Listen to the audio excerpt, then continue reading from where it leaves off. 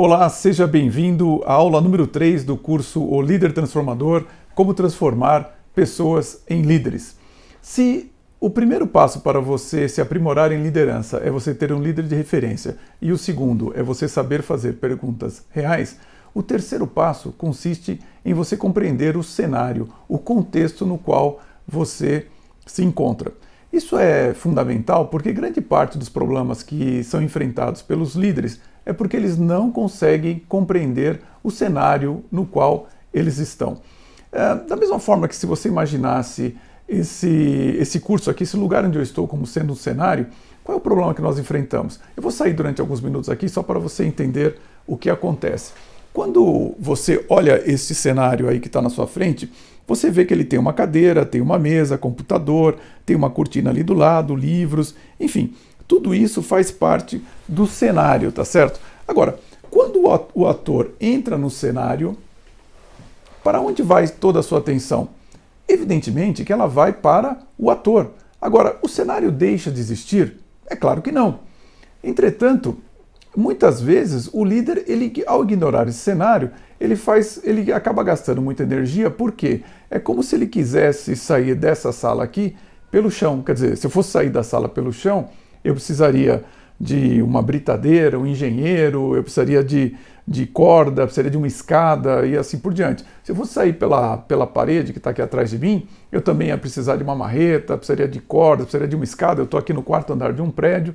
Entretanto, se eu quisesse sair pela porta, o que eu tenho que fazer? Simplesmente me encaminhar até a porta, abri-la e sair da sala. Ora, o que isso quer dizer? É que toda vez que você compreende o cenário onde você está e você o respeita, você vai gastar muito menos energia do que se você tentar fazer algo sem respeitar o cenário. Agora, como é que você faz para compreender o cenário aonde você está liderando?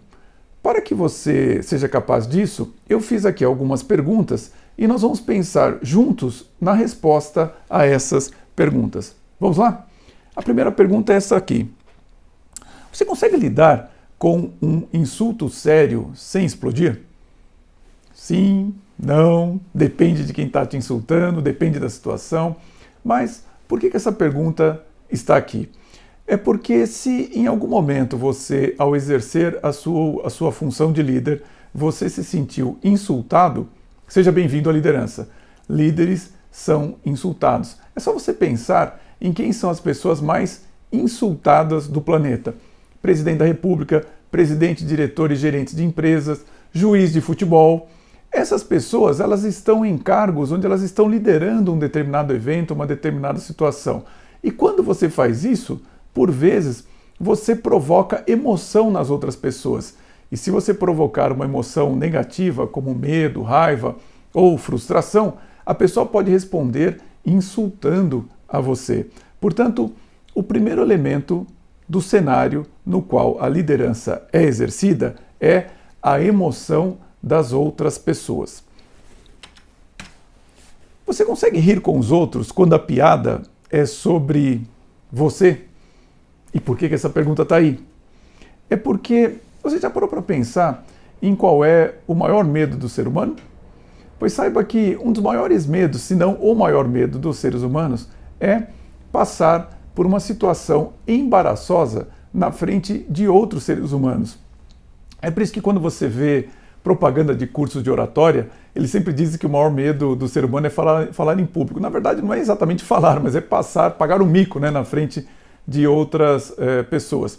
Essa pergunta está aí pelo seguinte: se o primeiro elemento do cenário no qual a liderança é exercida é a emoção das outras pessoas, o segundo elemento é exatamente a sua própria emoção. O líder, ele tem que saber lidar com a emoção das outras pessoas, mas também com as suas próprias emoções no momento em que ele estiver conduzindo a outras pessoas.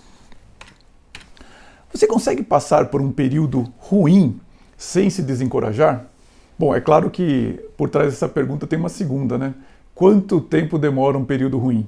Se você parar para pensar, no Brasil começou em 1500 e vem até hoje. Bom, mas falando sério, o que significa essa pergunta? Essa pergunta significa você prestar atenção em como as pessoas evoluem, como as empresas evoluem. Na verdade, seres humanos e sistemas formados por pessoas evoluem em ciclos, e esses ciclos são formados por fases de expansão e fases de contração. É claro que quando eu digo isso, eu vou focar um pouco mais aqui os momentos econômicos por causa das empresas, mas a sua respiração é assim, você expande e contrai o seu pulmão. A sua saúde é assim, às vezes você está bem de saúde, às vezes a sua saúde não está tão bem assim. Seus relacionamentos e, decididamente, a sua conta bancária também expande e contrai. Agora, o que acontece é o seguinte, é que se um líder não percebe que a economia e os ciclos de desenvolvimento são formados por fases de expansão e contração, o que vai acontecer é que ao longo da vida dele, da carreira dele, ele vai chegar lá aos 60, 70 anos e ele vai estar no 0 a 0. O que significa estar no 0 a 0? Significa que ele já teve um emprego, perdeu, conseguiu outro emprego, perdeu de novo, montou um negócio, não deu certo. Nesse momento, lá no final da sua vida, ele não tem nenhum patrimônio, mas ele também não tem nenhuma dívida.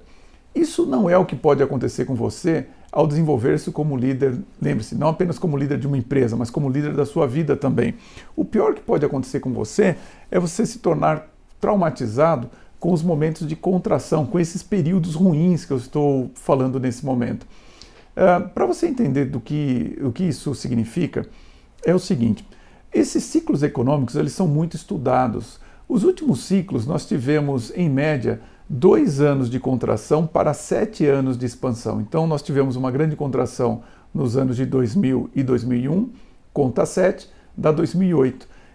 O mundo ele passou por uma fase muito crítica entre 2008 e 2009. Infelizmente no Brasil, na época o Lula disse que a crise era apenas uma marolinha, ele fez algumas ações artificiais, deu dinheiro para construtoras automobilísticas, para a linha branca, para a rede de varejistas, e essas ações, elas fizeram o quê? O PIB brasileiro, o Produto Interno Bruto Brasileiro, ele caiu um pouquinho, ele caiu em 2008, se não me engano, 4 pontos percentuais, e no ano seguinte ele subiu 4 pontos de novo e voltou a crescer.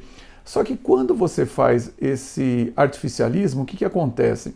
O Brasil teve então mais 7 anos de expansão, então 2008 mais 7 você conta 2015, e aí nós entramos em uma grande recessão que dura até hoje, nós já estamos praticamente entrando no 4º ano de uma grande crise econômica. Então, o problema aí é o seguinte, né? Por que um líder pode se traumatizar? É que imagine uma pessoa que começou a trabalhar no ano 2000. Ela só foi ver uma crise econômica lá em 2015, ou seja, ela teve 15 anos de expansão econômica. Ora, 15 anos, ela já está com 40. 40 anos ela já está casada, já viajou para fora, tem carro, família e tudo mais. E aí começa uma fase de declínio. Como ela não está acostumada com isso, ela pode realmente se desorganizar mentalmente, ou ela pode perder o rumo, e isso pode deixar essa pessoa traumatizada. Um líder assim, o que vai acontecer? O problema é que ele vai continuar a evoluir em ciclos, mas quando ele tem um declínio, uma contração econômica, ele vai abaixo do que ele já foi anteriormente, e quando ele tem uma expansão, ele nunca consegue recuperar aquele ponto que ele já teve no passado, e ele começa a descer. Esse tipo de líder é um problema, porque ele pode chegar lá no fim da sua vida e ele está deprimido, não acredita mais em nada. Aliás, eu conheço pessoas até novas que às vezes se traumatizam por causa desses períodos ruins. Nesses períodos ruins, nesses períodos de contração econômica, mais importante de tudo é a fala do líder. Ele compreender e encorajar as pessoas de que, olha, é um período de contração, mas nós vamos conseguir, nós vamos vencer, nós vamos conseguir ultrapassar esse período. O que eu quero que aconteça com você na liderança é que, já que você não tem como evitar, melhor dizendo, os ciclos de contração, você, sabendo que está em um período de expansão, você vai para uma posição tão alta e tão duradoura quanto possível, e quando vier uma contração, ela seja pouco duradoura e pouco profunda e você volta a crescer. Um líder transformador, ele não evita essas contrações econômicas porque ela sabe que elas são inevitáveis, é claro, e o que ele faz ele procura se posicionar, se preparar para elas de tal forma que ele consiga vencer na sua carreira e também na sua empresa. Além desses períodos ruins, desses períodos de contração, você também tem situações como essas aqui. Você consegue ter energia suficiente para ir em frente quando tudo está dando errado. Esse momento aqui ele é um pouco diferente do momento anterior. Ele é um momento assim muito mais caracterizado pela ruptura, né? Ou seja, você está passando por uma dificuldade, toma uma ação e em vez daquela ação melhorar, ela piora. Aí você tenta resolver aquilo que piorou e fica pior ainda. Sabe o que eu estou dizendo? Às vezes a gente tem períodos na nossa vida mesmo que as coisas não estão dando muito certo, não importa o que você faça. Então, você tem energia para enfrentar isso? Nesse momento, mais importante do que a sua fala é a sua presença. Por quê? Você não pode perder de vista que a presença do líder altera o moral das pessoas que ele lidera. Portanto, nunca fuja dos problemas muito graves, você tem que estar presente. Eu lembro que quando houve a queda das Torres Gêmeas, isso em 11 de setembro de 2001, o que aconteceu foi o seguinte: quando caíram as Torres Gêmeas, o George Bush, que era o presidente dos Estados Unidos na época, ele ficou desaparecido por 48 horas. Isso assim foi uma baixa no moral dos americanos enorme. Jamais faça isso. Quando ocorrer um problema, mesmo que você não tenha como solucionar, você não sabe o que fazer, esteja presente. A sua presença altera o moral das pessoas. Você não precisa falar nada, mas quando os grandes problemas acontecem, você tem que estar presente, dando moral para a tropa. Como que eu vou dizer? A imagem que você tem que ter é a imagem daquele capitão do navio, né? Sabe aquele capitão do navio? O navio está avariado, as coisas não estão indo bem, e ele olha ali no horizonte e ele vê que tem uma tempestade se formando, um verdadeiro furacão. O que ele está pensando naquela hora? Ele está lá no timão, né, no leme do navio, e atrás dele está toda a tripulação olhando, né, os passageiros do navio olhando para ele. E ele está lá pilotando o navio. O que ele está pensando naquele momento? Ele deve estar pensando assim: vai morrer todo mundo, não vai sobreviver ninguém. Mas quando ele vira para as pessoas, o que ele faz? Faz parte da liderança. Você precisa ser um ator quando você está liderando para transmitir segurança, transmitir que você acredita que as coisas vão dar certo no final. Portanto, aí vai uma dica para você: sempre preste muita atenção no seu semblante. Quando você está liderando, você precisa ter um semblante controlado para que você possa transmitir segurança para as pessoas que estão à sua volta. E por último, tem uma última situação que é importante, que é essa aqui, ó. Você consegue se manter calmo em uma situação de emergência? Primeiro, o que é uma situação de emergência? É aquela na qual alguém pode morrer. E só dá para você saber se você consegue se manter calmo ou não se você já passou por uma situação de emergência. Por quê? Nesse momento, lembra daquele segundo elemento do cenário, a sua emoção? Você não sabe como que ela vai estar quando você está passando por uma situação em que você pode morrer ou alguma outra pessoa da sua equipe pode vir a falecer. E, portanto, se você nunca passou, não dá para ter uma resposta a essa pergunta, porque somente quem já passou que consegue saber se ele conseguiu executar os procedimentos necessários para enfrentar uma situação de emergência. Normalmente, as situações de emergências elas são identificáveis em um cenário. Por exemplo, no escritório você pode ter a queda de alguém pode ter um infarto, um assalto. Eu tenho um amigo que então como eu dizia, só para ter a imagem completa, né? Em cada uma dessas situações você tem os procedimentos que você tem que seguir e o que é feito são treinos desses procedimentos, né? Você já deve ter, se você trabalha em empresas, em prédios, você já deve ter feito treinamento contra incêndio, né? Então, aquele treinamento simulado, as pessoas têm que descer, todo mundo tem que ir para pontos de encontro. Então, ou seja, você, diante de uma situação de emergência possível, você determina certos procedimentos, certos protocolos, e as pessoas têm que seguir passo a passo. Eu tenho um amigo que ele foi engenheiro de voo da Varig já há muito tempo, hoje ele está aposentado, e ele dizia o seguinte, que quando das possíveis situações de emergência que são exaustivamente treinadas é quando há fogo na turbina de um avião. E ele estava me contando o seguinte, que quem começa a executar esse procedimento é exatamente o engenheiro de voo, no caso ele, né? Então ele dizia o seguinte: olha, todo mundo tem que começar a falar inglês, declarar o procedimento que vai fazer e executar. Declara e executa, porque isso fica registrado na caixa preta do avião, na eventualidade dele vir a cair.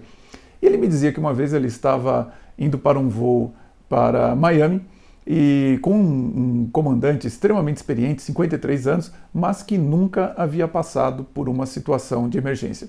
E o voo estava muito tranquilo e, de repente, disparou o alarme de fogo no motor número 1. Meu amigo, muito experiente, imediatamente virou-se para o comandante e disse: "Commander, fire on engine number 1." Comandante, fogo no motor número 1. O comandante virou com o olho arregalado para ele e disse: "Você tem certeza?"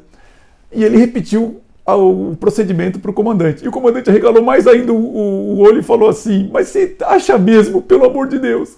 E ele percebeu que o comandante tinha entrado em pânico no meio de um motor pegando fogo, no meio de uma emergência dessa. Ele imediatamente assumiu, ele estava me dizendo exatamente sobre isso, né, que qualquer pessoa na cabine pode assumir a sequência dos procedimentos. Como ele era o mais experiente ali, ele imediatamente declarou que ele estava assumindo a sequência de procedimentos, desligou o alarme, disparou o extintor 1, disparou o extintor 2 e chamou pista de pouso, né? Você tem que pousar o avião.